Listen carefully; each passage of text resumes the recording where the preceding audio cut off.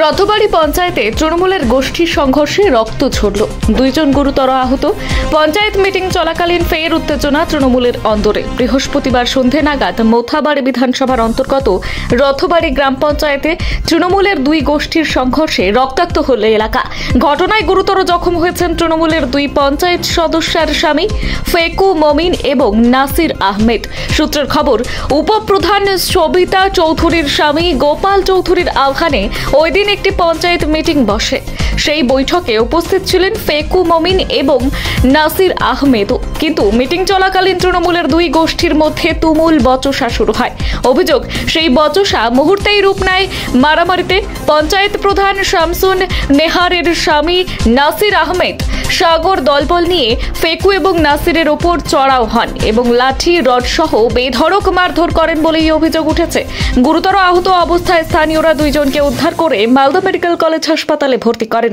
চিকিৎসকদের সূত্রে জানা গিয়েছে, তাদের মধ্যে একজনের অবস্থা আশঙ্কাজনক। অন্যদিকে প্রধান শামসুন নেহার সমস্ত অভিযোগ অস্বীকার করে জানিয়েছেন তার স্বামী নির্দোষ।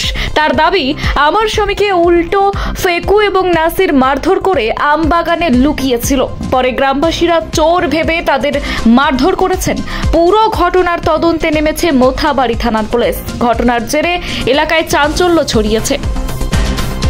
Bureau report, news hunt TV. বলছিলাম, কেন আপনাদেরকে মারধর করলো? আমাদেরকে আজকে উপপ্রধান মিটিং ডেকেছিল। আমরা মিটিংয়ে আসলাম। এবার প্রধান সাহেব ওখানে গন্ডগোল লাগিয়ে দিল, আমাদেরকে মারধর করতে লাগলো। তখন আমরা কিন্তু ভয়ে জঙ্গলে লুকিয়ে যাই। তারপরে ওরা মোটামুটি 20-25টা লোক লোহার সারিয়ে নিয়ে। কারা এটা? প্রধানের নাম নাসির আহমেদ, সাগর আর হাসুদা। এই তিনজন মিলে আরো 20-25টা লোক মিলে আমাদেরকে মারা। কাকে কাকে মেরেছে? আমি আর রাশেদ। আপনারা কোন দলের? আমরা টিএমসি। আর যারা মেরেছে? Over TMC. বলছি, উপপ্রধানের নাম কি যে ডেকেছিল? গোপাল চৌধুরী। উনি প্রধান তৃণমূলের। মানে মিটিং চলাকালীন উত্তেজিত হয়ে পড়েন প্রধান? চলাকালীন মানে কি মিটিং চলাকালীন কি করলো প্রধান? এই যে কিছু একটা কথা কাটাকাটি হলো কাজ কাম নিয়ে। কি কাজ?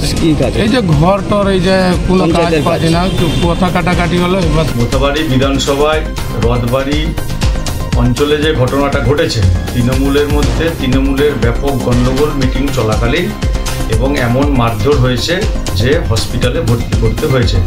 ওই এলাকাতে মন্ত্রী আছেন, জেলা পরিষদের মেম্বাররা আছেন।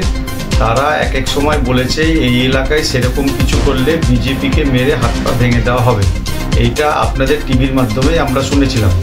এখন বিরোধীদেরকে মারা তো দূরের কথা, ভোট যত আসবে নিজেদের মধ্যে লড়াই করতে করতে তৃণমূল দলটা থাকে কিনা পশ্চিমবঙ্গে, এটা নিয়ে একটা চিন্তার ব্যাপার। কারণ অনেক রথী মহারথী তৃণমূলের মোথাবাড়িতে থেকে তাদের দল চলাচ্ছে। বলছিলাম, কি হয়েছিল? প্রথমে তো আপনার চ্যানেলকে আমি অনেক ধন্যবাদ জানাবো এই ঘটনায় আসার জন্য। আজকে আমরা এখন বর্তমানে সদর হসপিটালে আছি।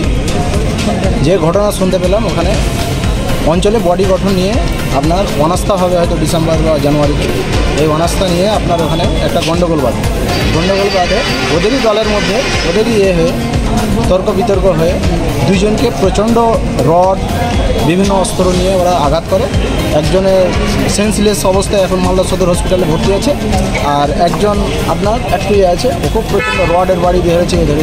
ঘটনাস্থলে যদি লোক না সামাল দিত, লোক যদি না বেরিয়ে আসতো, ওই পাড়ার লোক নতুন বস্তি, তাহলে আজকে দুজনের বডি